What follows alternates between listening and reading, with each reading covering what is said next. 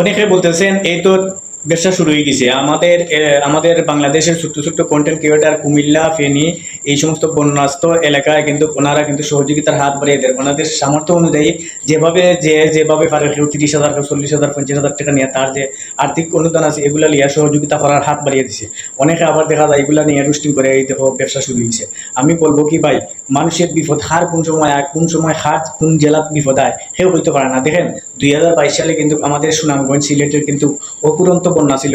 অপুরন্ত বন্যার সময় কিন্তু বাংলাদেশের প্রত্যেকটি অঞ্চলের প্রত্যেকটি জেলার মানুষ নিঃস্বার্থকভাবে সিলেট সুনামগঞ্জে মাবাসীরে আইয়া মানুষের সহযোগিতার হাত বাড়িয়ে দিছে, সহযোগিতা করছে। যারা বেশি বিপদে ছিলেন তাদেরকে কিন্তু উদ্ধার করছে। ঠিক তদ্রুপ এই মুহূর্তে কিন্তু ফেনী, কুমিল্লা আরও অনেক জেলা আছে, সমস্ত নাম আমি হয়তো জানলাম না, কিন্তু এরা কিন্তু খুবই বিপদের মধ্যে আছে।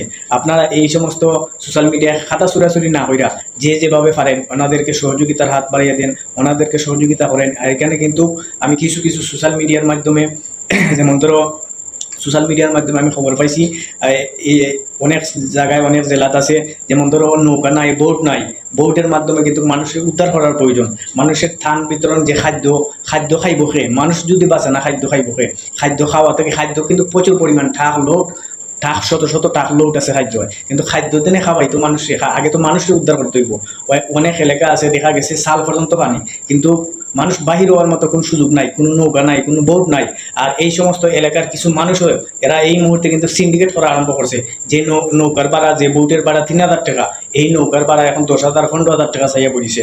কিন্তু দেখা যায় সময়ের স্বল্পতার কারণে আর টাকার সিস্টেম হওয়ার কারণে কিন্তু অনেক সময় দেখা যায় বোট মিলে না। তো আপনারা যে কোনো আশপাশ যে অঞ্চলের এলাকার বা জেলার মানুষ আছেন, আপনারা পারলে টাক দিয়া ধান না নিয়ে নৌকা 1-2টা নৌকারে ঠাকের উপরে হইলা আপনারা এই সমস্ত এলাকায় যান। যে সমস্ত এলাকায় আমি দেখছি দিনের বেলায় কুমিল্লার একটা মাদ্রাসার ভিতরে অনেক ছাত্র, অনেক শিক্ষক আটটা পড়ে গেছে।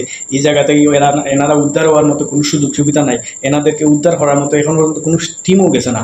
তো আপনারা যারা দেশে আছেন আপনারা খোঁজ নেন কোন কোন অঞ্চল কোন এলাকায় বেশি পানি ক্ষতি হয়েছে, এই কোন জায়গা থেকে মানুষ বাহির হইতে পারে না, এই সমস্ত জায়গা আপনারা খেয়াল কইরা আপনারা এই মানুষগুলারে আগে উদ্ধার করে নিরাপদ স্থানে পৌঁছাইয়া তাদের খানার ব্যবস্থা করেন। এর পাশাপাশি আপনারা কিছু বস্ত্র নেবেন, পোশাক নেবেন, কারণ অনেক মানুষ দেখা যায় কাপড় চোপড় নাই ভিজে গেছে, তাদের কিন্তু কাপড়গুলো ফাটাইয়া দিলে তাদের জানের ভিতরে স্বস্তি রাখবো। আপনারা এই সমস্ত কাজ করেন, কারণ বিপদে আজকে আপনার বিপদ কালকে আমার বিপদ, একজনের বিপদের পাশাপাশি আরেকজনের বিপদ হইবে। আর বিশেষ করে আমি আর একটা কথা আমি আমার প্রবাসী ভাই বোনদের উদ্দেশ্য করে কইলাম, দেশের ভিতরে অনেক সময় অনেক গুজব থাকতে পারে, তো গুজব খাল্লি বালি।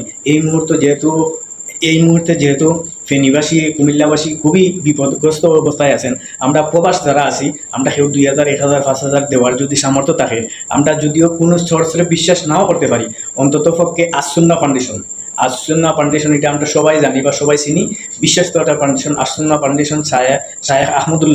শায়েখ আহমদুল্লাহর ভেরিফাই ফেসবুক আসুন্না ফাউন্ডেশন যেটা আছে, আমি আমার ভিডিওর উপরে নাম মেনশন করে দিন প্রয়োজনে।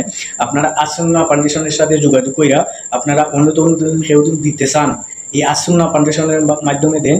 খুবই আত্মবিশ্বাসভাবে আপনি যেভাবে দিবেন এভাবে ইনশাল্লাহ ক্ষতিগ্রস্ত মানুষের পাশে আসুন্না ফাউন্ডেশনে কাজ করে যাবে ইনশাল্লাহ। সবাই দোয়া করবেন। আর আমরা যারা প্রবাসী আছি আমরা বেশি বেশি করি, অন্তত আর কিছু করতে পারি না পারি, এই যে বন্যাস্ত এলাকার যে সমস্ত ভিডিওগুলো আমাদের সামনে আসে এগুলা বেশি পরিমাণ শেয়ার কইরা অন্যদের দেখার সুযোগ কইরা দিই। এর পাশাপাশি অন্য দেখলে অন্যের মন পারে, এজন্য আমরা প্রত্যেকেই যার সামনে ভিডিওগুলো যাবো আমরা বেশি বেশি করে শেয়ার করে দেবো।